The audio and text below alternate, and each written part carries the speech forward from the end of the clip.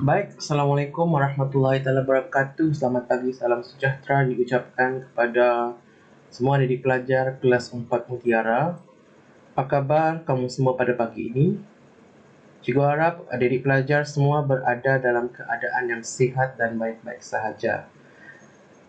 Baiklah, topik kita pada hari ini adalah satu topik yang baru.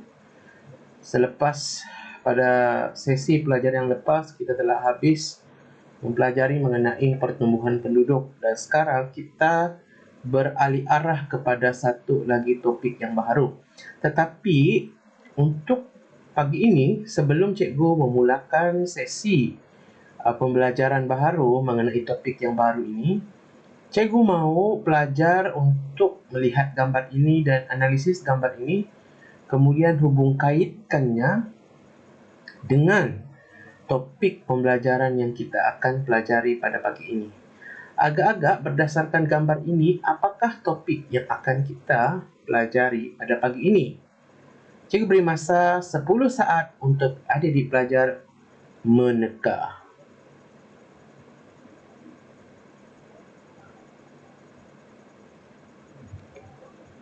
Iya, betul. Topik pembelajaran kita pada pagi ini iaitu berkaitan dengan perpindahan ataupun dikenali sebagai migrasi. Jadi hari ini kita akan belajar bab 13 dalam buku teks kamu. Boleh buka buku teks bab 13, iaitu topik migrasi. Dan hari ini kita akan belajar dua topik utama, iaitu konsep migrasi dan juga migrasi dalaman dan juga antarabangsa. Bagi penilaian hasil pembelajaran kita pada pagi ini yang ingin kita capai ialah cikgu berharap pelajar dapat menjelaskan konsep migrasi dan pelajar juga dapat menyatakan 2 daripada 4 contoh migrasi dalaman dan 2 contoh migrasi antarabangsa. Jadi adik pelajar, apa itu migrasi? Siapa sini boleh jawab apa itu migrasi? Jadi migrasi ialah perpindahan penduduk dari satu tempat ke satu tempat yang lain, merentasi sempadan kampung, daerah, bandar, negeri dan juga antarabangsa. Migrasi ini sebenarnya dibahagikan kepada dua jenis migrasi, iaitu migrasi dalaman dan juga migrasi antarabangsa. Migrasi dalaman bermaksud perpindahan penduduk dalam sesebuah negara yang merentasi sempadan kampung, daerah, bandar dan juga antara negeri. Manakala migrasi antarabangsa pula ialah perpindahan migran yang merentas sempadan antarabangsa dari sebuah negara ke sebuah negara yang lain. Jadi di sini kita dapat lihat beberapa contoh migrasi dalaman. Seperti yang cikgu katakan tadi, migrasi dalaman itu bermaksud migrasi yang berlaku dalam peringkat kampung, daerah, bandar ataupun negeri. Maksudnya, ia berlaku dalam konteks negara kita, iaitu perpindahan dalam negara kita, sama ada dari kampung ke kampung ataupun bandar ke bandar dan bandar ke negeri dan sebagainya.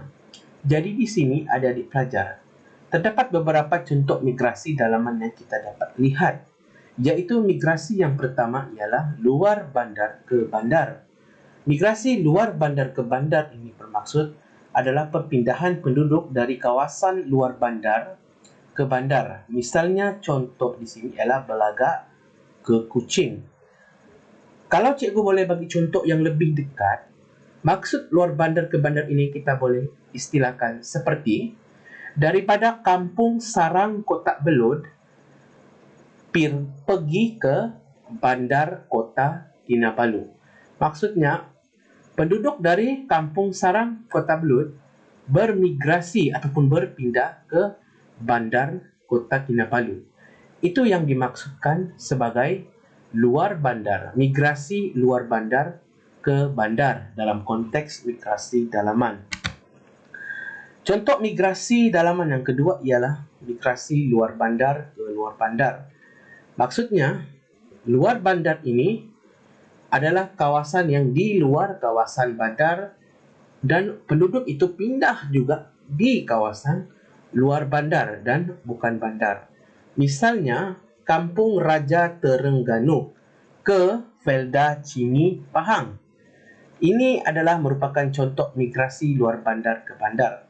Kalau cikgu boleh bagi contoh yang lebih dekat, misalnya dari Kampung Sarang Kota Belud ke Kampung Tamau Kota Belud. Itu adalah migrasi luar bandar ke luar bandar. Bukan silap. Daripada Kampung Sarang Kota Belud ke Kampung Likas ke Kampung Mengkabung di Tuaran. Itu adalah contoh luar bandar ke luar bandar.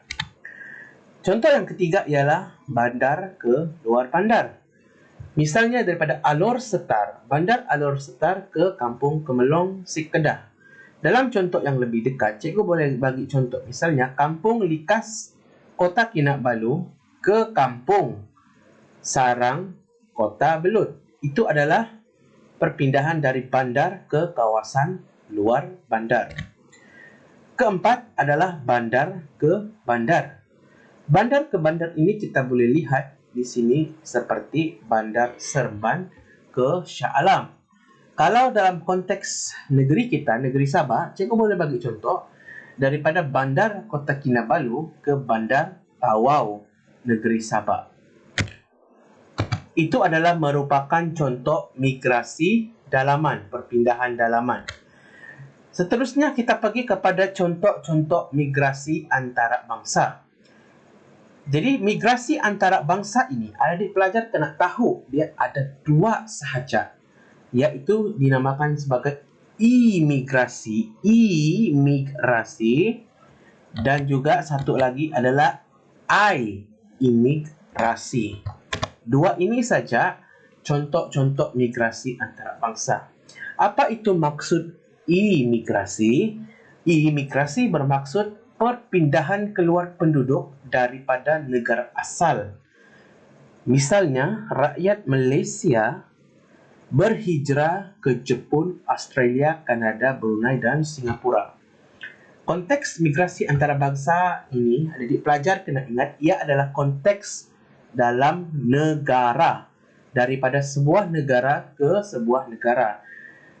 Itu adalah konteks antara bangsa. Jadi di sini adik pelajar dapat lihat ialah imigrasi itu bermaksud perpindahan keluar penduduk dari negara asal. Misalnya rakyat Malaysia berhijrah ke Jepun, Australia, Kanada, Brunei dan Singapura. Contohnya ini, kita daripada Malaysia, kita berpindah di Australia, di Singapura dan juga di Jepun. Dan contoh migrasi antara bangsa yang kedua ialah imigrasi. Apa itu imigrasi? Perpindahan masuk penduduk ke dalam sesebuah negara, seperti pekerja dari Indonesia, Filipina, Vietnam dan Bangladesh ke Malaysia. Maksudnya, imigrasi ini adalah merupakan perpindahan penduduk bukan negara asal. Misalnya daripada negara luar ke negara asal kita. Misalnya kita tinggal di Malaysia. Jadi imigrasi itu berlaku daripada pekerja-pekerja ataupun orang-orang luar daripada negara-negara luar. Misalnya Indonesia datang ke Malaysia. Itu adalah contoh imigrasi.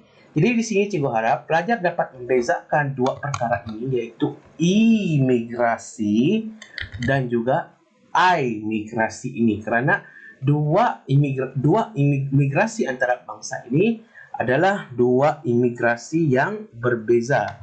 Dan cikgu ulang sekali lagi, imigrasi itu perpindahan penduduk keluar dari negara asal, manakala imigrasi adalah perpindahan penduduk masuk ke dalam sebuah negara, seperti dari Indonesia, Filipina, Vietnam, Bangladesh ke Malaysia. Jadi cikgu fikir ada adik pelajar tertanya-tanya di sini, kenapa orang-orang ini berimigrasi? Apa yang menyebabkan orang ini pindah?